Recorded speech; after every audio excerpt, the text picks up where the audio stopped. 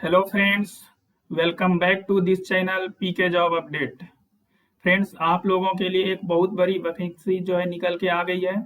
और ये जो वैकेंसी है वो बीपीएससी ने रिलीज कर दिया है 71 पीटी परीक्षा के लिए। ये पूरा नोटिफिकेशन जो है वो जारी कर दिया गया है, जैसा कि यहाँ पर आप लोग देख सकते हैं। फ्रेंड्स, ये जो एडवर्टाइजमेंट जारी किया गया है वो 30 मई 2025 को ये रिलीज किया गया है बीपीएससी के वेबसाइट पे। तो आप यहाँ पर एडवर्टाइजमेंट पर क्लिक करके जो है एडवर्टाइजमेंट को डाउनलोड कर सकते हैं।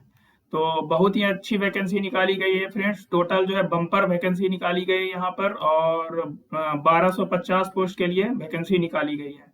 तो चलिए ये एडवर्टाइजमेंट को डाउनलोड करके देखते हैं कि क्या जो है इसमें टोटल जो है किस तरह का पोस्ट रहने वाला है और किन किन डिपार्टमेंट में टोटल पोस्ट निकाला गया है। तो चलिए फ्रेंड्स, पीडीएफ को देखते हैं और समझते हैं सारे इंपॉर्टेंट पॉइंट को। तो ये रहा ये पीडीएफ, हमने सारे इंपॉर्टेंट पॉइंट को हाईलाइट कर दिया है जिससे कि आपको जल्दी से सारा पॉइंट समझ में आ जाए। तो ये देखिए, बिहार लोक सेवा आयोग एकीकृत 71वीं संयुक्त प्रारंभिक प्रतियोगिता परीक्षा, इसके लिए जो पूरा ये नोटिफिकेशन जो है वो जारी कर दिया गया है। यहाँ पे देखिए टोटल जो है सारणी 1 और सारणी 2, टोटल जो है दो कॉलम, दो टेबल दिया गया है और उसी में सारे वैकेंसीज का विवरण दिया गया है। तो इस वीडियो में फ्रेंड्स हम टोटल बात करेंगे ओवरऑल इंफॉर्मेशन की, क्या एज लिमिट रहेगी, क्या जो है ऑनलाइन अप्लाई करने का डेट है, क्या एप्लीकेशन फी रहेगा और किस तरह से सिलेक्शन प्रोसेस रहेगा। ये सारी बात की चर्चा करेंगे इस वीडियो में, तो आप वीडियो को ध्यान से देखिए।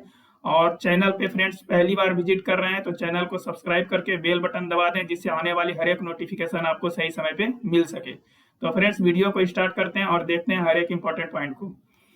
तो यहाँ पे आप देखिए, ये जो आपका कॉलम दिया हुआ है क्रम संख्या, सीरियल नंबर, और यहाँ पर आपको दिया हुआ है कि किस विभाग में कितना पोस्ट रहने वाला है, और ये आपका जो है सैलरी, किस लेवल का सैलरी मिलेगा, और ये जो है किस ये जो आरक्षण वाइज दिया है कि किस कैटेगरी में कितनी वैकेंसी निकाली गई है, और यहाँ पर टोटल पोस्ट कितना निकाला गया है कौन से विभाग में, और यहाँ पे कुछ रिजर्वेशन, और यहाँ पर जो है उस पर्टिकुलर विभाग के लिए जो वैकेंसी निकाली गई उसमें क्या एज लिमिट रहने वाली है।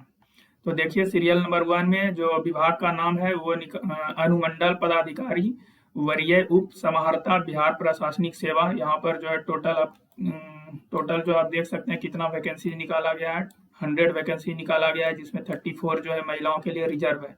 यहाँ पर आपको सैलरी लेवल की बात करें तो लेवल 9 की सैलरी मिलेगी, बहुत अच्छी सैलरी होती है ये 9 लेवल की सैलरी।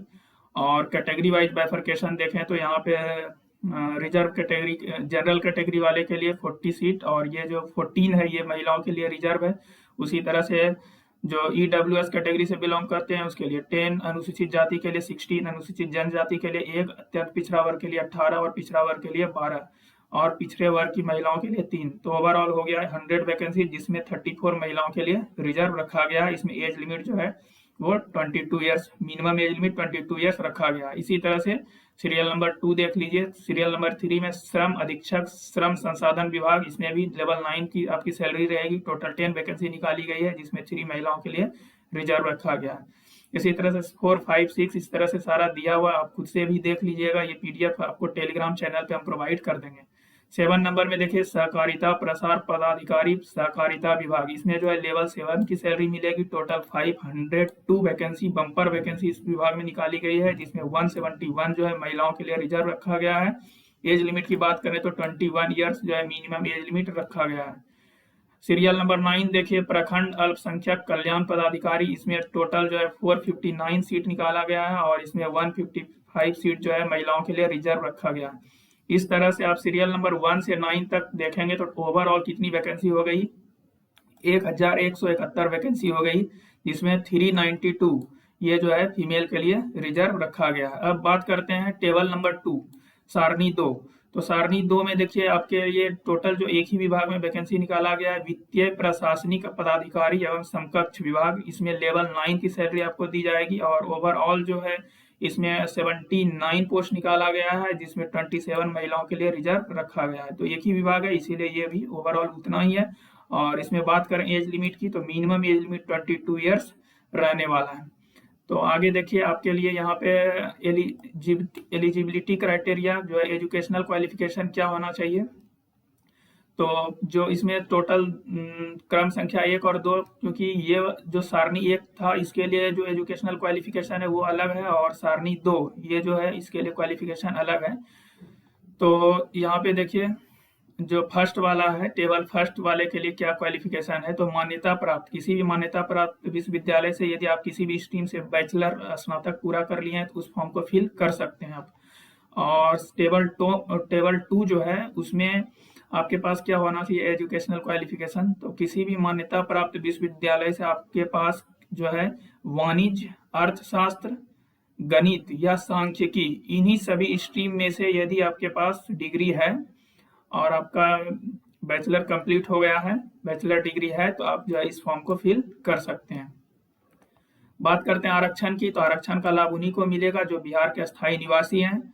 और फिर आपको ये देखना पड़ेगा आप किस कैटेगरी से बिलोंग करते हैं। यदि आप SC/ST कैटेगरी से बिलोंग करते हैं तो आपको जो है कास्ट सर्टिफिकेट और रेसिडेंशियल सर्टिफिकेट लगाना होगा। यदि आप OBC कैटेगरी से बिलोंग करते हैं तो NCL सर्टिफिकेट और रेसिडेंशियल सर्टिफिकेट लगाना होगा।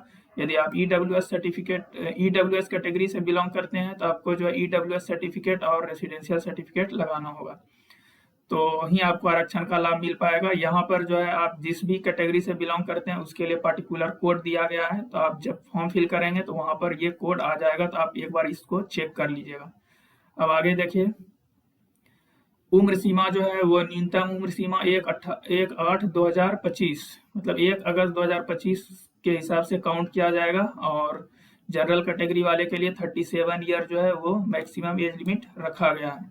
और यदि आप SC/ST कैटेगरी से बिलोंग करते हैं तो 5 ईयर का एज रिलैक्सेशन मिल जाएगा। और यदि आप अनुसूचित जाति, अनुसूचित जनजाति, मेल और फीमेल कैटेगरी में बिलोंग कर रहे हैं तो आपको 42 ईयर्स तक आप फॉर्म को फिल कर सकते हैं। और OBC के लिए जो है 3 ईयर्स मीन्स 40 ईयर्स तक फॉर्म को फिल कर सकते हैं।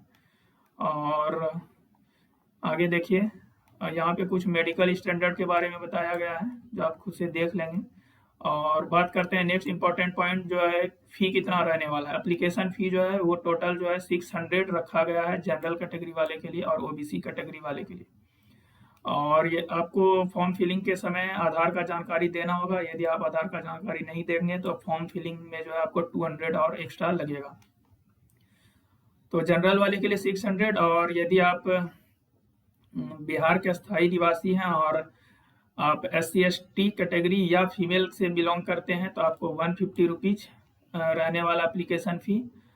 और PH कैटेगरी से यदि आप बिलोंग करते हैं तो भी आपके पास कितना लगेगा, 150 रुपीज जो है आपको एप्लीकेशन फ़ी रहने वाला है। बाकी यदि अदर स्टेट से बिलोंग करते हैं आपको तो 600 रुपीज एप्लीकेशन फ़ी रहने वाला है। ऑनलाइन माध्यम से जो आप इस फॉर्म एप्लीकेशन फ़ी जो है आप सबमिट कर सकते हैं। और यहाँ पे अब बात कर लेते हैं टोटल जो है किस तरह से जो है इसका एग्जाम कंडक्ट कराया जाएगा। तो टोटल जो है 3 स्टेप में इसका सिलेक्शन प्रोसेस रहेगा। तो पहले होगा PT प्रीलिम्स एग्जाम, फिर होगा मेंस एग्जाम, और इसके बाद फाइनली जो 3rd स्टेप है वो है इंटरव्यू का। तो PT में जो है देखिए यहाँ पे बताया गया है क्या पूछा जाएगा, कितने मार्क्स का पूछा जाएगा और कितना टाइम दिया जाएगा। तो आपके लिए PT का जो परीक्षा कराया जाएगा वो समान अध्ययन, इसमें जो है समान अध्ययन से आपके पास टोटल जो है 100 क्वेश्चन पूछा जाएगा। और इसमें आपको 2 घंटे का समय दिया जाएगा और कुल 150 अंक के होंगे। 150 क्वेश्चन, 150 मार्क्स और 2 घंटे का समय दिया जाएगा। और पूछा जाएगा क्या, तो समान अध्ययन, जनरल स्टडीज। अब बात करते हैं नेक्स्ट, इसमें जो है निगेटिव मार्किंग भी रहने वाला है 1/3 का। तो इसके बाद फिर जो है जो भी कैंडिडेट प्रीलिम्स में क्वालिफाई कर जाएंगे उसके बाद उसको शॉर्टलिस्ट किया जाएगा मेंस एग्जाम के लिए। और मेंस एग्जाम में टोटल 10 टाइम्स कैंडिडेट को जो है बुलाया जाएगा मेंस एग्जाम के लिए। और यहाँ पे मेंस एग्जाम के लिए अलग से जो है डेट जारी किया जाता है, फिर वहाँ पे आपको फॉर्म फिल करना पड़ता है, तभी आप एग्जाम दे पाएंगे मेंस का। और ये रहा मिनिमम क्वालिफाइंग मार्क्स जो है इतना चाहिए आपके पास। जैसे आप जनरल कैटेगरी से बिलोंग करते हैं तो आपको प्रारंभिक परीक्षा में कम से कम 40% मार्क्स लाना होगा। यदि आप पिछड़ा वर्ग से बिलोंग करते हैं तो 36.5% मार्क्स, और यदि आप अत्यंत पिछड़ा वर्ग से बिलोंग करते हैं तो 34% मार्क्स, और यदि आप अनुसूचित जाति और जनजाति महिलाएं तथा पीएच कैटेगरी से बिलोंग करते हैं, तो इसमें जो आपके पास 32% मार्क्स चाहिए, क्वालिफाइंग मार्क्स। इसमें मेरिट तो इससे ज़्यादा पे ही बनेगा, बट ये क्वालिफाइंग मार्क्स है। अब बात करते हैं जो मुख्य परीक्षा होगा उसमें क्या क्या पूछा जाएगा। तो उसमें सामान्य हिंदी पूछा जाएगा जो कि 100 मार्क्स का रहने वाला है। तो यहाँ पे 30% जो है मिनिमम क्वालिफाइंग मार्क्स है। इसमें मात्र 30% यदि आप ले आते हैं तो क्वालिफाई कर जाएंगे, क्योंकि ये क्वालिफाइंग नेचर का है। इसका जो है मेरिट लिस्ट में काउंटिंग नहीं किया जाएगा ये 100 मार्क्स का। और फिर क्या पूछा जाएगा आपसे, सामान्य अध्ययन, इसमें प्रश्न पत्र 2, इसमें 300 मार्क्स का होगा। फिर सामान्य अध्ययन द्वितीय पत्र, ये भी जो है 300 मार्क्स का होगा। और तीसरा पूछा जाएगा, मतलब लास्ट 4th नंबर, निबंध, और यहाँ पर जो है आपके पास 300 मार्क्स का ये भी पूछा जाएगा।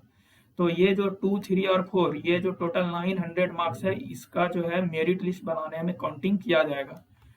और ये जो ऐच्छिक विषय है, तो इसमें जो है टोटल 100 क्वेश्चंस होगा और 100 मार्क्स का होगा, और ये टोटल एमसीक्यू रहने वाला है। और किन से यहाँ पे देखिए स्ट्रीम दिया हुआ है कि जैसे आपके पास किस किस स्ट्रीम में जो है आपके पास डिग्री होना चाहिए, जैसे वनस्पति विज्ञान, रसायन विज्ञान, सिविल इंजीनियरिंग, विद्युत इंजीनियरिंग, इस तरह से आप देख लेंगे पूरा।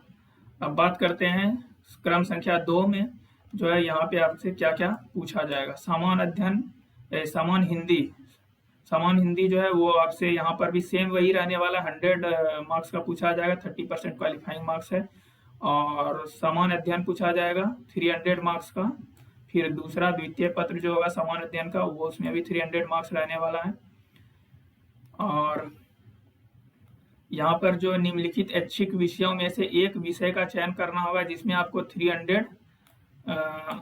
300 मार्क्स का यहाँ पर क्वेश्चन पूछा जाएगा। और इसमें इस वाले पोस्ट में ये 300 मार्क्स का भी जो है काउंटिंग किया जाएगा मेरिट लिस्ट बनाने में। अब यहाँ पे देखिए, मुख्य लिखित परीक्षा हेतु अलग से ऑनलाइन आवेदन पत्र भरवाया जाएगा, और इसमें आपको जो है फिर से एग्जामिनेशन शुल्क देना होगा। बात करते हैं प्रश्न पत्र, हिंदी और अंग्रेजी दोनों में आपसे पूछा जाएगा। अब जो मेंस में क्वालिफाई कर जाएंगे तो फिर जितनी भी नंबर ऑफ वैकेंसीज है उसका 2.5 गुना कैंडिडेट को इंटरव्यू के लिए जो है मुख्य लिखित परीक्षा में प्राप्त अंकों के आधार पे इंटरव्यू के लिए आपको जो है बुलाया जाएगा। और यहाँ पर जो इंटरव्यू होगा वो टोटल जो है 120 मार्क्स का रहने वाला है। यहाँ पे देखिए बताया गया है कि मेधा सूची जो है तैयार किया जाएगा, किस बेसिस पे क्या रूल रखा गया है वो आप समझ लीजिए। तो जो भी आपके पास मुख्य प्रतियोगी परीक्षा के कुल 900 अंक होंगे, ये मेरिट लिस्ट बनाने में काउंट किया जाएगा। और जो आपके पास इंटरव्यू कराया गया 120 मार्क्स का, तो ये भी मेरिट लिस्ट में काउंटिंग किया जाएगा। मीन्स ओवरऑल 1020 अंकों के बेसिस पे आपका जो है मेधा सूची मेरिट लिस्ट तैयार किया जाएगा, जो कि फाइनल मेरिट लिस्ट होगा। ऊपर में भी ये बात बताए थे फ्रेंड्स, जैसे कि देखिए ये वित्तीय प्रशासनिक पदाधिकारी के लिए ये जो 300 अंक जो है वो ऐच्छिक विषय जो भी आप चूज करेंगे तो उससे जो है 300 अंक रहने वाला है। और ओवरऑल इसमें भी कितना हो गया, 900 मार्क्स ये पूरा मिला के। ये देखिए प्रश्न पत्र प्रथम से 300 अंक, और प्रश्न पत्र द्वितीय से जो है उसमें भी 300 अंक, और ऐच्छिक विषय से 300 अंक, ओवरऑल 900। और ये जो इंटरव्यू के लिए 120 मार्क्स। तो ओवरऑल यहाँ पर भी मेरिट कितने अंक का बनाया जाएगा, तो 1020 अंकों के बेसिस पे मेरिट तैयार किया जाएगा। अब बात कर लेते हैं लास्ट और इम्पोर्टेंट पॉइंट, ये है ऑनलाइन स्टार्टिंग डेट, जो कि 2 जून से आप फॉर्म को फिल कर सकते हैं। और ये रहा आपके पास लास्ट ऑनलाइन अप्लाई करने का डेट, 30 जून 2025 तक आप फॉर्म को फिल कर पाएंगे। यहाँ पर कुछ इंस्ट्रक्शन बताया गया है कि किस तरह से आपको सारे डॉक्यूमेंट को अपलोड करना है, पीडीएफ फॉर्मेट में अपलोड करना है। और फॉर्म को फिल करने के लिए आपको ये ऑफिशियल वेबसाइट पे विजिट करना है। और यहाँ पर जो है आपको बताया गया है कि जो भी आप पीडीएफ फॉर्मेट अपलोड करेंगे वो 100 KB से जो है कम का होना चाहिए। और हिंदी और अंग्रेजी का जो आप सिग्नेचर जो होगा वो किस तरह से अपलोड करेंगे उसके बारे में बताया गया इन्फॉर्मेशन। 15 KB जो है साइज से ज़्यादा नहीं होना चाहिए, और ये मेगापिक्सल आपको मेंटेन करना है, जो कि फॉर्म फिलिंग के प्रोसेस में ये सारा बात आप ध्यान रखेंगे। फॉर्म फिलिंग के लिए आपको पता है कि अभी जो नया प्रोसेस स्टार्ट हो चुका है, तो ओटीआर के माध्यम से आपको फॉर्म फिलिंग करना है। जब आपका ओटीआर कंप्लीट हो जाएगा तो आपको जितने भी लाइव फॉर्म फिलिंग हो रहे हैं वो सारा ओपन हो जाएगा। फिर वहाँ पर जाके आप चूज करेंगे कि कौन सा फॉर्म फिल आपको करना है, उसको सेलेक्ट करके आगे की प्रक्रिया को पूरा करेंगे। बात करते हैं वो, जैसे ही आपका ये कंप्लीट होता है तो आपको डिजी लॉकर कंसेंट पूछा जाता है। ये देने के बाद आपके पास नया इंटरफेस ओपन हो जाता है और फिर ये सारा प्रोसेस जो है स्टेप 1 से लेकर के स्टेप 6 तक आपको जो है सारा प्रोसेस फॉलो करना है और फिर आप जो है फाइनली फॉर्म को फिल कर लेंगे और ये पूरा फॉर्म का जो आपका कंप्लीशन हो जाएगा।